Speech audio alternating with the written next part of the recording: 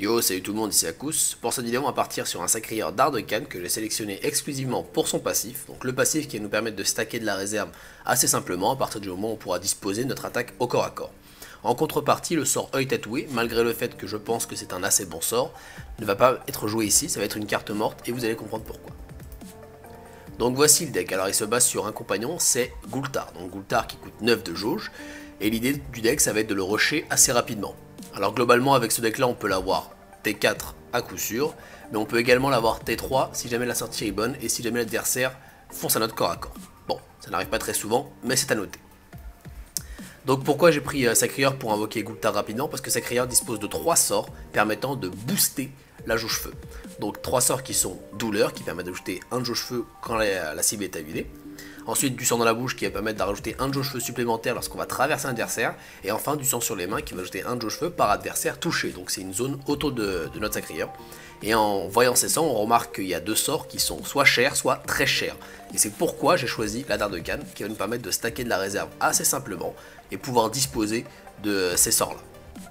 Donc pour les autres sorts, qu'est-ce que j'ai mis? Donc pour appliquer l'état huilé, j'ai mis la sanction, donc ça nous fait un tour plein avec sanction et douleur.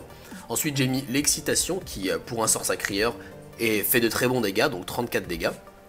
Ensuite pour de la stabilité j'ai mis l'exécution, même s'il fait pas beaucoup de dégâts, ça permet quand même d'aller chercher Gul'thar, donc avec d'autres jauge feu. Et puis si jamais on dispose de 8 PA, ce qui n'est pas si rare avec ce sacrieur là, on pourra très bien faire un tour à 4 de jauge avec exécution into douleur, gardant la sanction pour le prochain cycle par exemple. Ensuite j'ai mis le dernier souffle pour rajouter de l'inciblable, donc ça c'est pour survivre en fin de partie par exemple. Mais aussi j'ai mis un autre moyen de survivre, c'est le Durombal, donc qui est complètement hors sujet au niveau des jauges. Mais malgré cela ça va quand même nous permettre de survivre un tour de plus. Et vu qu'en général Gul'thar c'est pas le compagnon qu'on aime bien focus, je vais donc pouvoir en général disposer de son attaque ce tour supplémentaire, donc de 58 dégâts en plus. Donc dans ce cas là ce n'est pas un losing play du type je survis mais je fais rien à côté. Et pour finir, œil tatoué va être une carte morte car il ne nous permet ni d'avancer sur notre jauge feu, ni de survivre convenablement en fin de partie. Au niveau des compagnons, j'ai mis le Gul'thar, j'en ai déjà parlé. Ensuite j'ai mis le Adamai qui dispose d'une très grosse force de frappe, donc qui est contrebalancée par de faibles points 10 pour un compagnon à 6. Ensuite j'ai mis la championne sanglante qui va nous permettre de survivre si jamais on en a besoin. Et enfin j'ai mis le Séraphin qui peut être intéressant dans certains match-up ou alors pour sortir un compagnon plus rapidement. Je pense avoir fait le tour du deck, on va donc passer au gameplay. Pour ce premier match, nous sommes contre un Xelor Aiguipicu Xala joué par Meluve. Alors je vais jouer en deuxième, c'est tout à fait normal avec autant de gros sorts dans mon deck. Donc il a gagné quelques points de vie, donc il y a l'éternité dans son deck. Donc on est déjà au courant d'une information. Alors qu'est-ce qu'il va nous faire ici? Il va nous jouer un Sinistro haut, donc il y a une composante haut dans son deck. Il crame la réserve. Il nous joue ce sort, donc je ne sais plus son nom, mais je sais qu'il permet de gagner un point d'action dans la réserve lorsqu'il y a un Sinistro sur le terrain. Donc vol du temps je crois. Ici je balance juste mon sort à l'état huilé, il a été mis là pour la stabilité, heureusement que je l'ai sous la main car je n'avais que ça d'intéressant à faire de mon premier tour. Donc ensuite ça va être à mon adversaire ici. Il va nous mettre une chronophagie. Très bien, donc peut-être un deck OR en face, il crame la réserve. Il reste 3 points d'action pour nous mettre l'accumulation. Ou la concentration, je sais plus, l'un des deux, mais celui-là permet de gagner un point d'action lorsqu'il y a un Sinistro sur le terrain encore. Ici, je pars pour l'excitation et je vais avancer sur la case centrale. Ensuite, ça va être à mon adversaire, donc moi j'ai très envie qu'il vienne à mon corps à corps, histoire que je puisse enfin commencer à profiter de mon passif. Il joue l'éternité, donc on était au courant qu'il l'avait. Il me tape au corps à corps, et il invoque une écho. Très bien. Donc il va commencer à pouvoir m'infliger des dégâts tout en commençant se soignant. Donc là on va directement focus la écho, je ne veux pas de ce truc, je ne veux pas que c'est trop de value. Et il va se barrer. Enfin c'est relatif car il est toujours à portée de mon corps à corps avec sa téléportation accélérée. Donc c'est à moi, ici j'ai un tour très classique avec 3+3 là, mais sauf que je me dis tant qu'à profiter d'une entité au corps à corps, autant profiter de ma téléportation. Parce que si jamais l'adversaire campe le bord, je ne peux pas profiter de la pleine value de ce sort là. Et je vais taper au corps à corps, voilà, donc je pars sur un kill écho en 2 tours, je n'ai pas d'autre option, donc je commence à l'entamer ici.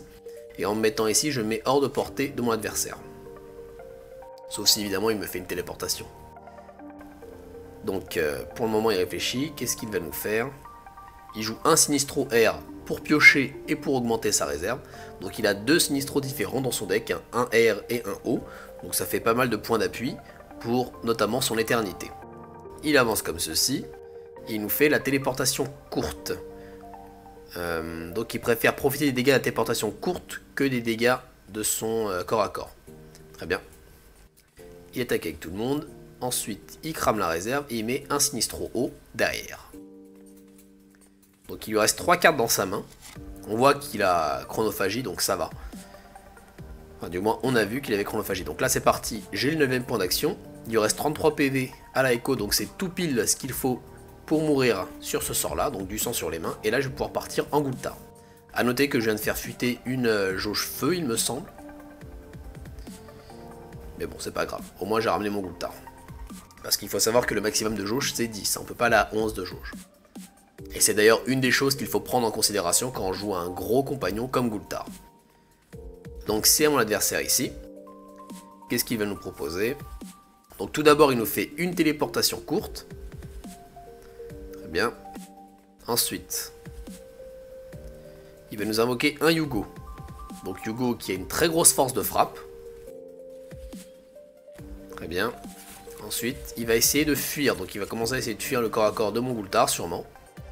Donc moi, j'en ai rien à faire. Je vais partir full aggro sur mon adversaire. Donc j'aurais pu éventuellement défoncer le Yugo. Mais à ce moment-là, j'avais vraiment envie d'y aller full agression. Donc là, on voit que j'ai 4 de jauge. Donc soit j'invoque le Séraphin à ce tour-là qui va profiter de son vol de PA. Soit j'attends...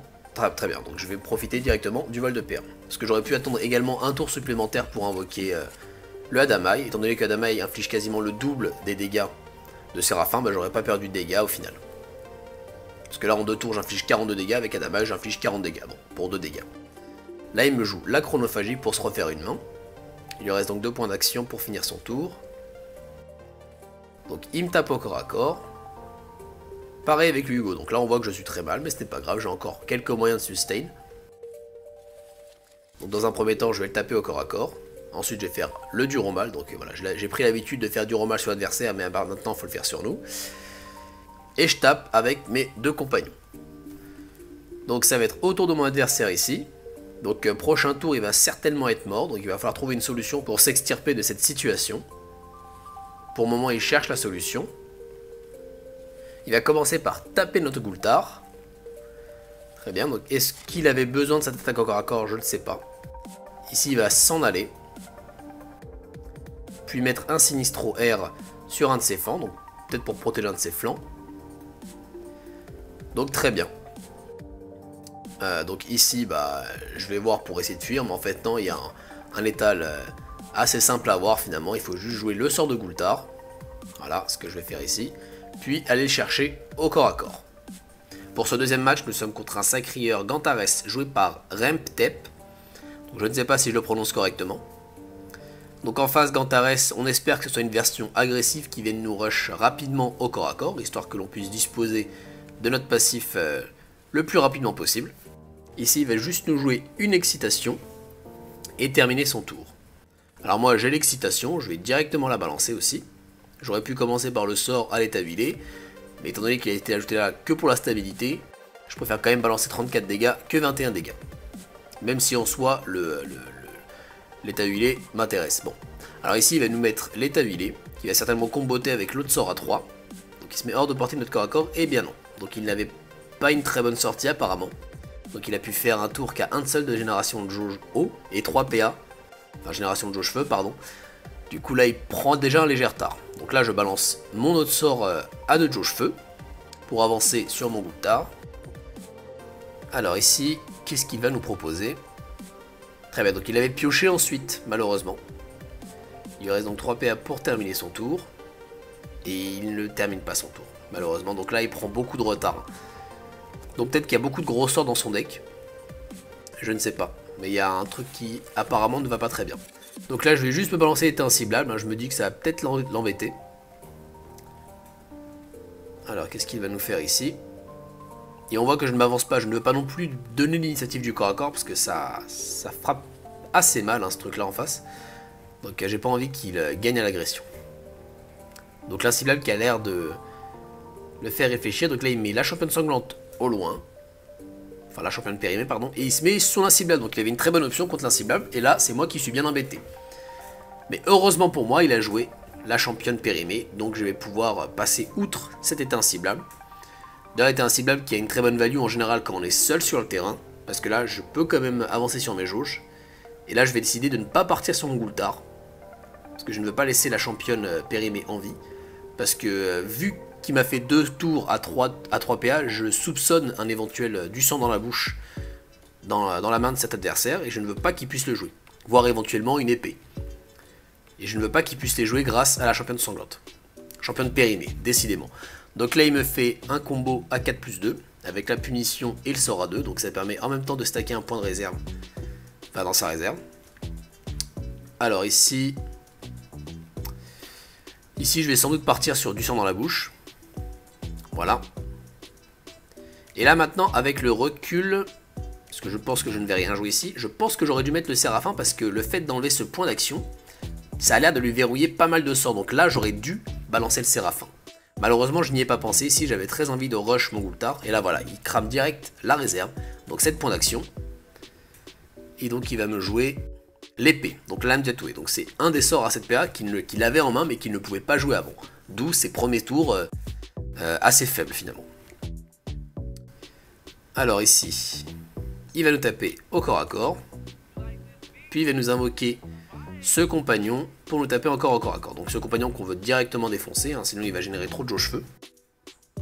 Donc là je vais essayer de trouver un move qui me permet à la fois de clean l'âme tatouée et le compagnon adverse, tout en profitant d'une très bonne value sur mon jump là, ce qui permet de faire voilà, celui-là du sang dans les mains, comme ça je peux gagner 3 de jauge supplémentaires, donc là c'est un tour à 5 de jauge, et là je peux terminer ensuite son compagnon qui génère de la jauge feu.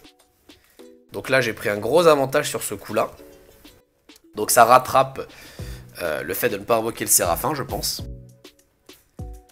Alors ici, donc il a toujours pas cette PA, donc du sang sur les mains, ou du moins du sang sur la bouche, il ne peut pas l'utiliser. Donc qu'est-ce qu'il va faire? Peut-être un Oropo qui se cache hein, pour essayer de gagner un peu de pioche. Et cyclise son deck, donc très bien, là il nous fait l'excitation. Donc l'avantage c'est que tant qu'il n'est pas en agonie, bah, l'excitation perd un peu de sa value. Surtout que l'explosion a une très bonne value lorsqu'on joue le Gantares en agonie. Alors ici, bah, je vais balancer ma propre excitation et je vais taper au corps à corps avec tout le monde. Donc là, il va commencer à prendre énormément de dégâts. Donc Goultard plus Adamaï, ça fait très très mal. Ensuite, qu'est-ce qu'il va nous proposer ici? Donc là, il est en agonie. Donc s'il a un sort qui provoque une explosion, il a de quoi faire. Donc là, il nous met ce sort-là. Et je crains que son deck... Ah non, c'est bon. Son deck a fait un tour, donc il peut faire un tour plein. Et là, il va profiter du coin, qui est une très bonne case défensive. Donc là on espère pour lui une championne sanglante. Ou alors je pense un Goultard ici. Donc j'ai pensé éventuellement à un move avec Goultard sur son flanc. Et il le laisse sur son flanc mais peut-être que c'est un losing play ici. Il va commencer à tabasser mon Goultard. Malheureusement il ne peut pas le terminer. C'est très dommage parce que ces 15 PV bah, vont se convertir en 58 dégâts pour lui. Et là je peux attaquer très bien. Bon j'essaie de faire ce move là. Je ne sais pas si c'est intéressant parce que je pouvais le finir juste avec un sort. Pour ce troisième match, nous sommes contre un Neripsa Pinceau Kokoro joué par Wiz Maxu. Alors celui-là, je l'ai mis parce que j'ai trouvé le deck de l'adversaire très très bien trouvé.